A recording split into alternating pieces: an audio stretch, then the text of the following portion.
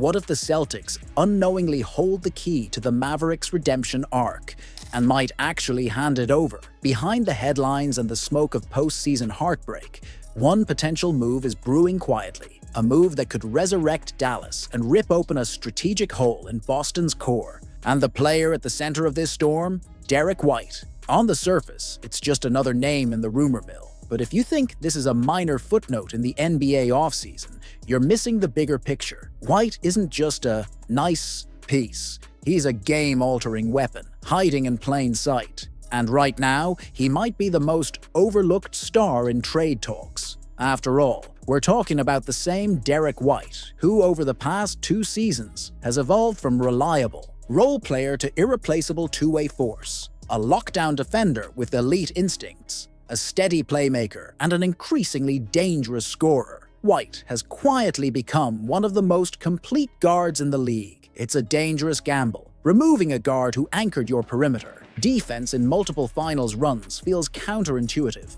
almost reckless. But the Celtics are already locked into massive contracts with Tatum, Brown, and Holiday. If they want to retain some cap breathing room, White, due for a new deal soon, might be the collateral damage. Now here's where it gets dangerous for Boston. What if Dallas is the one waiting to pounce? Let's be brutally honest. Dallas collapsed in the 2025 play-in tournament not because they lacked star power. Luka Doncic was still Luka. Kyrie Irving, when available, delivered fireworks. But the defense, it disintegrated at the worst possible time. Dallas desperately needs a glue guy, someone who stabilizes the backcourt, organizes the chaos, and sets the tone defensively. White is that guy, and the Mavericks know it.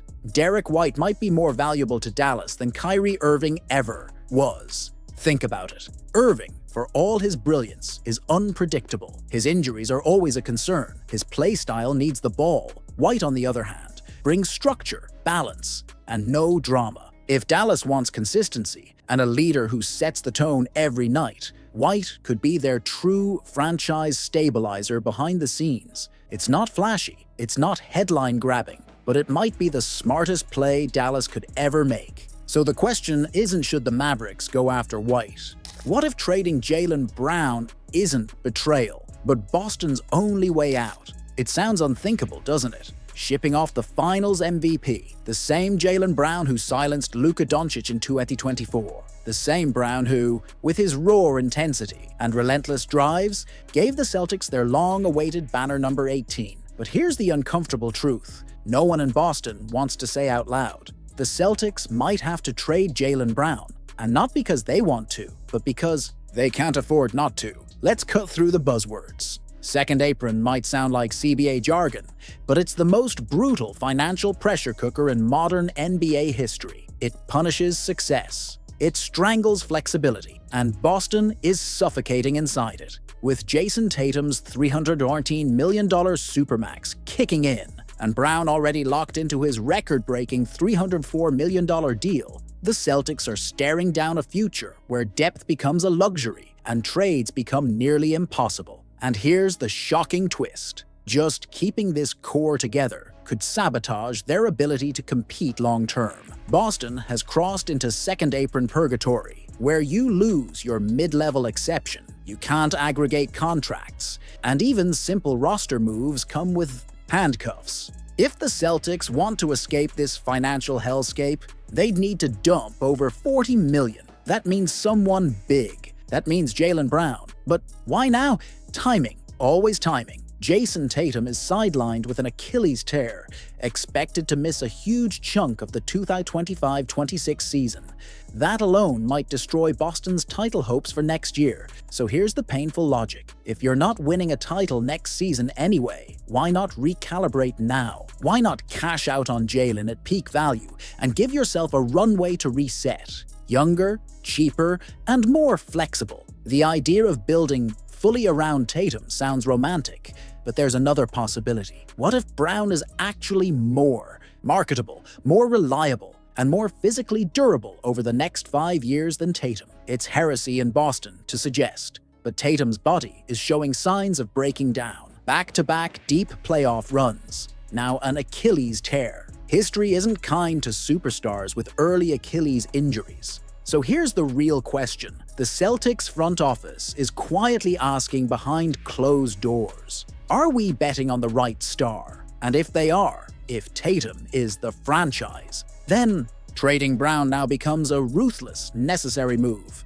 It's not about dumping a star, it's about launching a reset while you still have leverage. But how would the fans react? That's the storm nobody wants to face. Jaylen Brown is beloved. Trading him would be a PR disaster. It would send shockwaves through the locker room. It would signal the end of an era. It might even look, at first, like panic. But ask yourself this: is clinging to sentimentality worth dooming the future of the franchise? Because sentiment didn't save the Warriors. It didn't help Portland. It certainly didn't protect the 2021 Lakers when they tied themselves to aging contracts. If the Celtics want to stay relevant, they have to be ruthless, even if it means making the coldest decision of the Brad Stevens era. A Porzingis bombshell to the Lakers. This Celtics proposal could set Boston and its fans on fire. It's the kind of trade that doesn't just reshape a roster, it shakes the soul of a franchise. Kristaps Porzingis, Boston's towering weapon of finesse and force,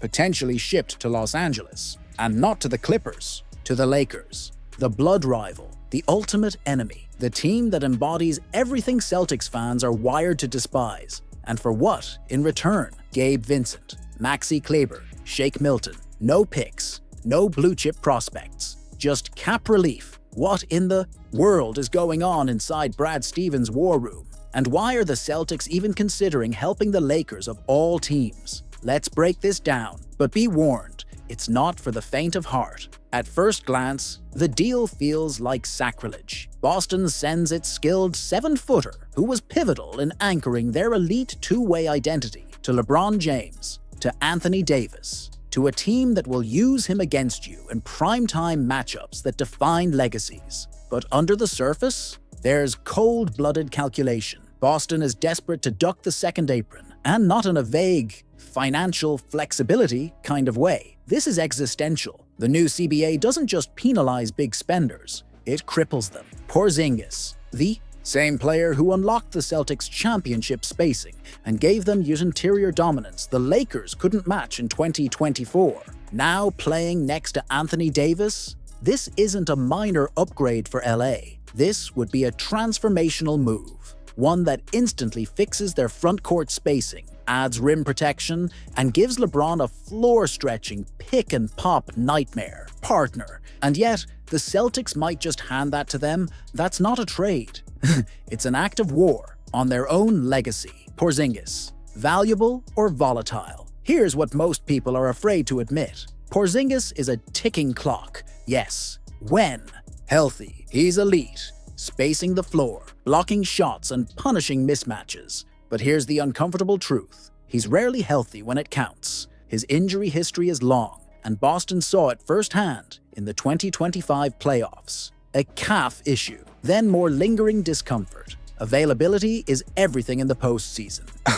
And KP has never been the guy who's there when it matters most. If Boston keeps Porzingis, they're betting that history won't repeat, but that bet could backfire. So what if Stevens isn't trying to win this trade? What if he's trying to cut his losses before they spiral? According to multiple reports, including from Mass Live, the Clippers are already sniffing around. Holiday is 34. He just signed an extension. But if Boston is bailing out of the second apron, nobody is safe. And what happens if Boston sheds both Porzingis and Holiday in the same offseason? That's not tweaking the roster. Al Horford to the Denver Nuggets? The Celtics may be days away from losing more than just a leader. They could be watching the heart of their locker room walk straight into the arms of a rival contender. What if the most respected veteran in Boston walks away quietly? Not with a press conference or farewell tour, but with a signature on a new deal. In Denver, what if the man who helped bring the Celtics back to glory decides to chase one final ring without them? This isn't just a rumor, it's a siren, and no one in Boston seems to be hearing it loud enough. Boston is staring down the barrel of the second apron for the third straight year. That's not just an accounting problem, that's a roster crisis. They can't sign meaningful depth. They can't execute sign-and trades. They can't replace minimum contract losses. Even buyout signings are restricted. They're not just in a financial squeeze. They're in an organizational straitjacket. With Tatum sidelined, the rational move is to pivot, reset, avoid the most brutal penalties of the CBA, but that pivot might mean making painful choices. Like letting Horford walk. And Horford, he might finally allow himself to prioritize basketball over sentiment. He's 38. He knows time is running out. He's got nothing left to prove in Boston. He already came back, already helped hang banner. 18. Already mentored the stars of tomorrow. If this is about chasing one last ring, Denver is calling his name. Nikola Jokic doesn't need a co-star. He needs a co-thinker. A big who sees the floor, defends in space, and stretches the court. Enter Al Horford, a 36% shooter from deep.